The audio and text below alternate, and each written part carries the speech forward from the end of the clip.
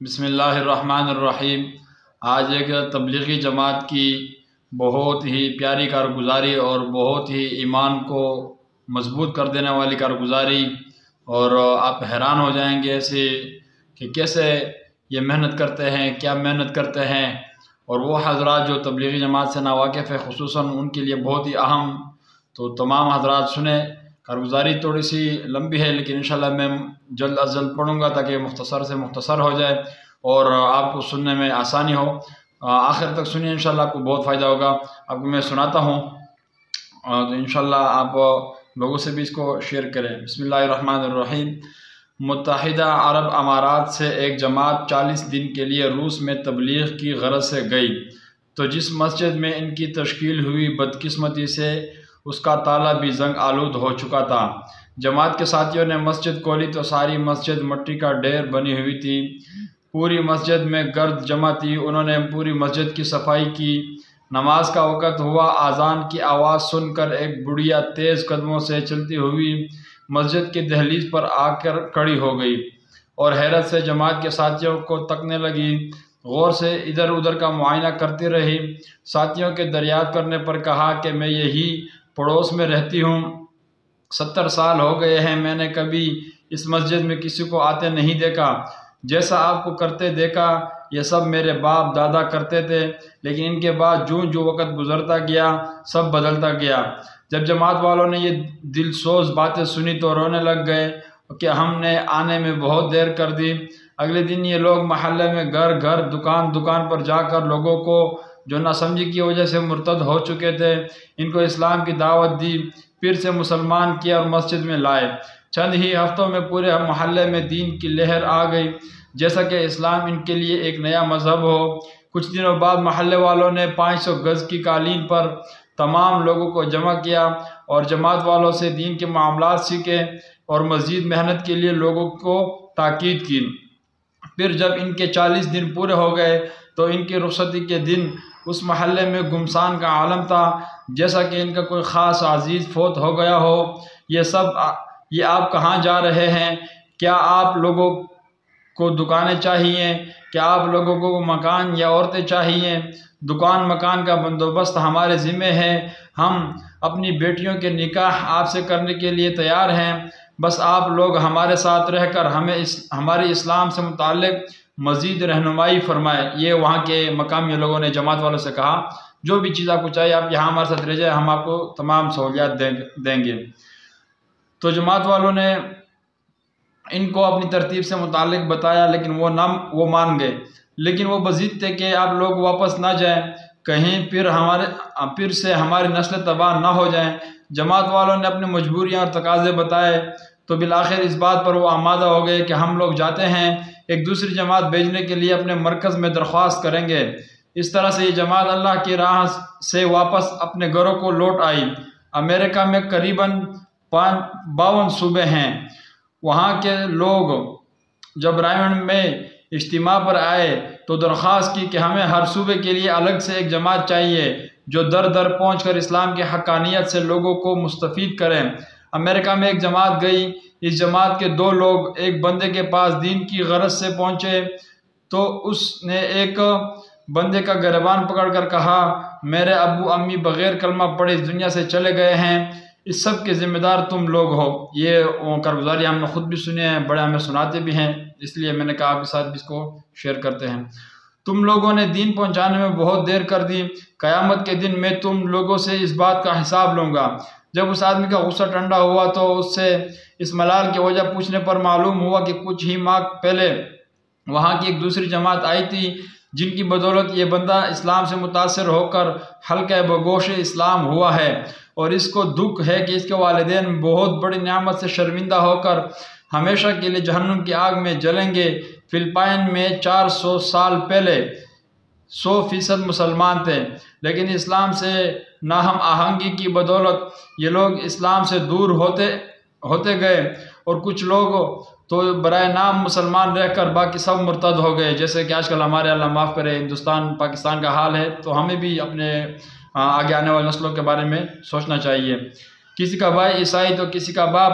جب پہلی بار 1976 میں رائے سے وہاں جماعت گئی تو 7 آدمی اس کام میں لگ گئے۔ پھر 1993 میں جب 1 لاکھ فلپائنی تبلیغ کی محنت پر گامزن ہو چکے تھے۔ اللہ اکبر۔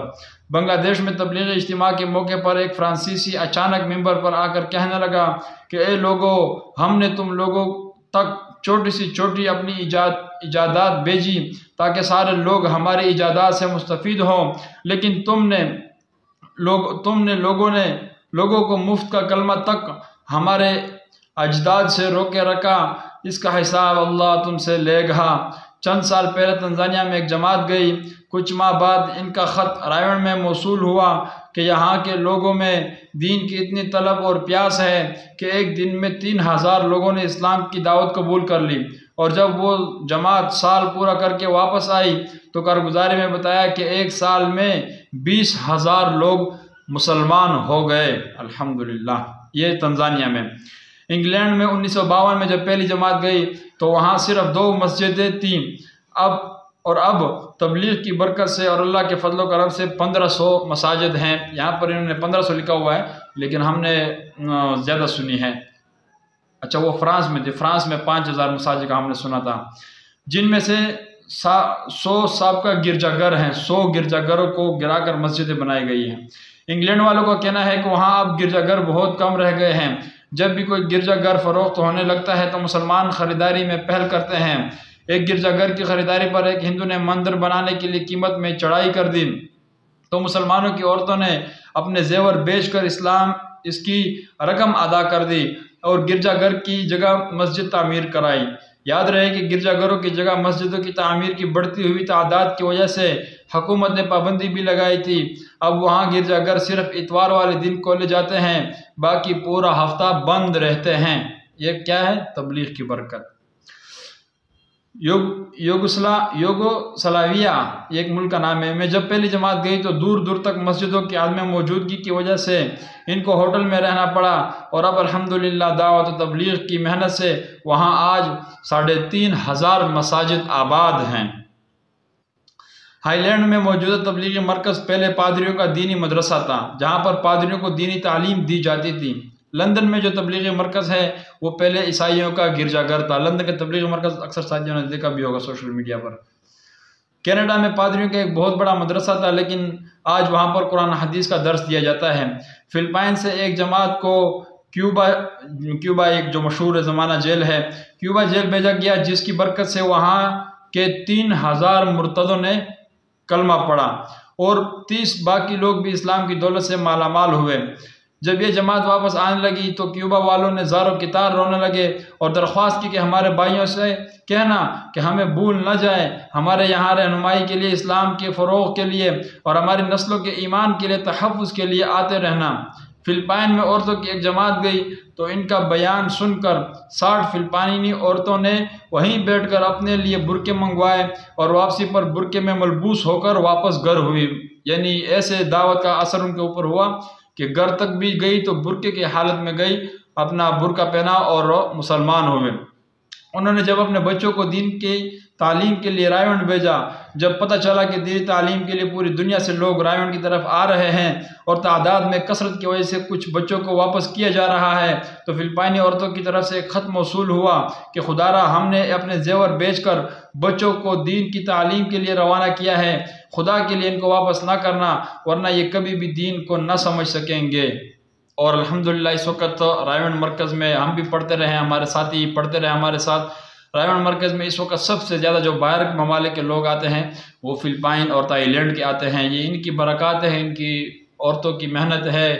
اور ایک اور واقعہ بھی ہے، مختصر سا میں آپ کو سنا دیتا ہوں۔ بنو کی مستورات کی جماعت گئی تھی، بہت پرانی بات ہے، برازیل گئی تھی، اور برازیل میں نہ ان کو اردو آتی تھی، نہ ان کو عربی آتی تھی، نہ انگریزی، کچھ بھی نہیں آتے تھے، صرف وہ پشتو جانتے تھے۔ وہ عورتیں بنو کی جماعت تھی اور وہاں کی برازیل کی عورتیں انگریزی بولتی تھی، تو 70 عورتوں کو انہوں نے مسلمان کیا تھا صرف اشارے سے اور اپنی نماز اور اپنی عملی مشق سے۔ انہوں نے اپنے دین کو ایسے پیش کیا کہ ان کو خود رشک آیا اور کہا کہ بھئی ہم بھی ایک دین قبول کرنا چاہتے ہیں۔ اس لیے ہم کوشش کریں کہ اپنے گھر میں اپنے پورے محلے میں، پورے پاکستان میں، پوری دنیا میں ہم اس محنت کو لے کر چلیں، خود بھی چلیں۔ دیکھو یہ سیکھنے کا ایک بہت بڑا چلتا پھرتا جسے کہتے ہیں مدرسہ ہے کہ اس میں ہر آدمی داخلہ بھی لے سکتا ہے۔ ہر آدمی، انسان ماں کے پیٹ سے کچھ بھی سیکھ کر نہیں آتا، اس راستے میں آتا ہے تو کچھ سیکھتا ہے، کچھ پتہ چلتا ہے، دین کے متعلق احکامات پتہ چلتے ہیں، اللہ جل شانہ نے کیا حکم دیا ہے، حضور صلی اللہ علیہ وسلم کا کیا طریقہ ہے، یہ سب ادھر ہی پتہ چلتا ہے، انسان کو ویسے کچھ پتہ نہیں چلتا۔ تو اللہ تعالی ہم سب کو اس راستے پر چلنے کی توفیق عطا فرمائے۔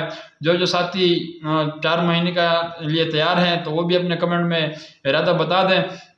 اور ایک اور بات تو میں آپ کے سامنے رکھنا چاہتا ہوں، آج میرے ذہن میں یہ بات آ رہی تھی کہ جو تبلیغی جماعت کی کارگزاریاں ہیں، میرے پاس اس کے متعلق ایک پوری کتاب موجود ہے کہ وہ کارگزاریاں آپ کے سامنے میں رکھوں، چونکہ انسان کا ایمان بڑھتا ہے جب کارگزاریاں سنتا ہے تبلیغی جماعت والوں کی یا دیندار لوگوں کی، صحابہ کرام کے واقعات سنتے تو ہمارا ایمان بڑھ جاتا ہے۔ اسی طرح ہم ان کی کارگزاریاں سنیں گے تو ہمارا ایمان بڑھے گا۔ تو آپ سب حضرات سے گزارش ہے کہ اپنی رائے ضرور دے دیں، کیا تبلیغی جماعت کی کارگزاریاں جو میرے پاس کتاب موجود ہے وہ روزانہ کے اعتبار سے اگر آپ کے سامنے تھوڑی تھوڑی پڑھی جائے تو یہ صحیح ہے یا نہیں، آپ کمنٹ میں اپنی رائے ضرور دیجیے۔ السلام علیکم ورحمۃ اللہ وبرکاتہ۔